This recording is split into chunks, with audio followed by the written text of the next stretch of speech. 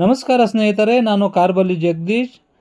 ಸ್ನೇಹಿತರೆ, ಬನ್ನಿ ಇವತ್ತಿನ ವಿಡಿಯೋದಲ್ಲಿ ರೈತರಿಗೆ ಒಂದು ಗುಡ್ ನ್ಯೂಸ್ ಇದೆ. ಅದು ಏನಪ್ಪ ಅಂತಂದ್ಬಿಟ್ಟು ಅದರ ಬಗ್ಗೆ ಫುಲ್ ಡೀಟೇಲ್ಸು ಈ ವಿಡಿಯೋದಲ್ಲಿ ತಿಳಿಸ್ಕೊಡ್ತೀನಿ.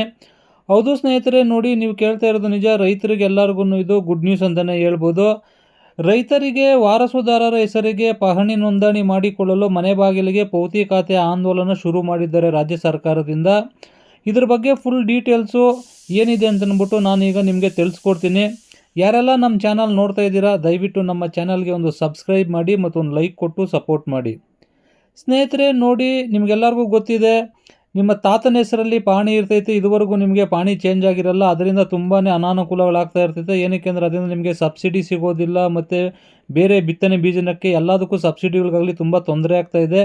ಆ ಉದ್ದೇಶದಿಂದ ಈಗ ರಾಜ್ಯ ಸರ್ಕಾರದವರು ರೈತರಿಗೆ ಅನುಕೂಲ ಆಗಲಿ ಅಂತಂದ್ಬಿಟ್ಟು ವಾರಸುದಾರರ ಹೆಸರಿಗೆ ಪಹಣಿ ನೋಂದಣಿ ಮಾಡಿಕೊಡಲು ಮನೆ ಬಾಗಿಲಿಗೆ ಪೌತಿ ಖಾತೆ ಆಂದೋಲನ ಶುರು ಮಾಡಿದ್ದಾರೆ ಸ್ನೇಹಿತರೆ.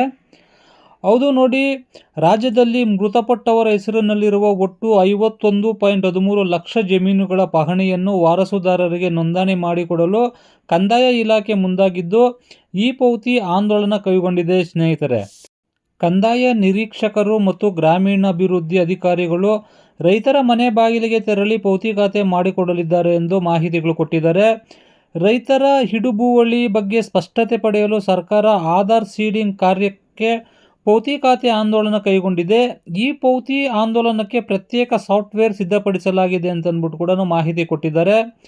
ನೋಡಿ ಸ್ನೇಹಿತರೆ, ರೈತರಿಗೆ ಅನಾನುಕೂಲ ಆಗದಂತೆ, ರೈತರು ಕಚೇರಿಗಳಿಗೆ ಹೋಗದಂತೆ ಅಧಿಕಾರಿಗಳೇ ರೈತರ ಮನೆ ಬಾಗಿಲಿಗೆ ಹೋಗಿ ನಿಖರವಾಗಿ ಅವರ ವಾರಸುದಾರರ ಮಾಹಿತಿಯನ್ನು ಪಡೆಯಲಿದ್ದು, ವಂಶವೃಕ್ಷವನ್ನು ಆಧಾರವಾಗಿ ಬಳಸಿಕೊಂಡು ಆಧಾರ್ ಸಂಖ್ಯೆ ಮೂಲಕ OTP ಪಡೆದು ದಾಖಲು ಮಾಡುವ ಪ್ರಕ್ರಿಯೆ ಕೈಗೊಳ್ಳಲಾಗಿದೆ. ನೋಡಿ ಸ್ನೇಹಿತರೆ, ರಾಜ್ಯದಲ್ಲಿ ತುಂಬ ಪಹಣಿಗಳು ಮೃತರ ಹೆಸರಿನಲ್ಲಿರುವುದು ಕಂಡುಬಂದಿದೆ.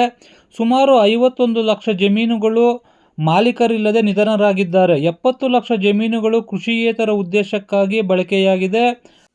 ಮತ್ತು ಪಹಣಿಗಳಿಗೆ ಆಧಾರ್ ಜೋಡಣೆಯಿಂದ ಎಷ್ಟು ಕೃಷಿ ಭೂಮಿ ಇದೆ, ರೈತರ ಭೂ ಹಿಡುವಳಿ ಎಷ್ಟು, ಸಣ್ಣ ಮತ್ತು ಅತಿ ಸಣ್ಣ ರೈತರ ನಿಖರ ಅಂಕಿಅಂಶ ಸಿದ್ಧವಾಗುತ್ತದೆ ಎಂದು ಅಧಿಕಾರಿಗಳು ತಿಳಿಸಿದ್ದಾರೆ. ಪೌತಿ ಖಾತೆ ಮಾಡಿಸಲು ರೈತರು ಕಚೇರಿಗಳಿಗೆ ಅಲೆದಾಡುವುದು ತಪ್ಪುತ್ತದೆ. ಪೌತಿ ಖಾತೆ ಮಾಡುವುದರಲ್ಲಿ ಅಕ್ರಮ, ಭ್ರಷ್ಟಾಚಾರಕ್ಕೆ ಬ್ರೇಕ್ ಬೀಳಲಿದೆ. ಮರಣ ಹೊಂದಿದ ವ್ಯಕ್ತಿ ಹೆಸರಿನಲ್ಲಿರುವ ಆಸ್ತಿಯನ್ನು ವಾರಸುದಾರರ ಅಥವಾ ಕುಟುಂಬದ ಯಾವುದೇ ವ್ಯಕ್ತಿ ಹೆಸರಿಗೆ ಜಮೀನು ಖಾತೆಯನ್ನು ವರ್ಗಾವಣೆ ಮಾಡುವುದನ್ನು ಪೌತಿ ಖಾತೆ ಎನ್ನಲಾಗುತ್ತದೆ. ನೋಡಿ ಸ್ನೇಹಿತರೆ, ಮೃತರ ಹೆಸರಿನಲ್ಲಿ ಜಮೀನು ಇದ್ದರೆ ಕೃಷಿ ಸಾಲ ಸಿಗುವುದಿಲ್ಲ. ಬೀಜ, ರಸಗೊಬ್ಬರ, ಕೃಷಿ ಯಂತ್ರೋಪಕರಣ ಖರೀದಿಗೆ ಸಬ್ಸಿಡಿ ಕೂಡ ಸಿಗೋದಿಲ್ಲ. ಬೆಳೆ ನಷ್ಟಕ್ಕೆ ಪರಿಹಾರ ಕೂಡ ಸಿಗೋದಿಲ್ಲ. ಇತರ ಇಲಾಖೆಗಳ ಸೌಲಭ್ಯಗಳು ಕೂಡ ಸಿಗುವುದಿಲ್ಲ. ಬೆಳೆ ವಿಮೆ ಮಾಡಿಸಲು ಕೂಡ ಜಮೀನಿನ ಖಾತೆ ಬದುಕಿರುವವರ ಹೆಸರಿನಲ್ಲಿ ಇರಬೇಕು. ಆ ಕಾರಣದಿಂದ ರಾಜ್ಯ ಸರ್ಕಾರದವರು ಈ ಯೋಜನೆಯನ್ನು ಜಾರಿಗೆ ತಗೊಬಂದಿದ್ದಾರೆ.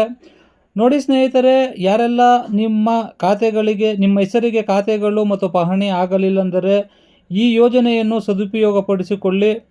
ನೋಡಿ ವೀಕ್ಷಕರೇ, ಇವತ್ತಿನ ವಿಡಿಯೋದಲ್ಲಿ ಮಾಹಿತಿ ಇದು. ಈ ವಿಡಿಯೋ ನಿಮಗೆ ಇಷ್ಟ ಆಗಿದೆ ಅನ್ಕೋತೀನಿ. ಯಾರೆಲ್ಲ ನಮ್ಮ ಚಾನಲ್ ನೋಡ್ತಾ ಇದ್ದೀರಾ, ದಯವಿಟ್ಟು ನಮ್ಮ ಚಾನಲ್ಗೆ ಒಂದು ಸಬ್ಸ್ಕ್ರೈಬ್ ಮಾಡಿ ಮತ್ತು ಒಂದು ಲೈಕ್ ಕೊಟ್ಟು ಸಪೋರ್ಟ್ ಮಾಡಿ. ಥ್ಯಾಂಕ್ ಯು, ಧನ್ಯವಾದಗಳು, ಶುಭ ದಿನ.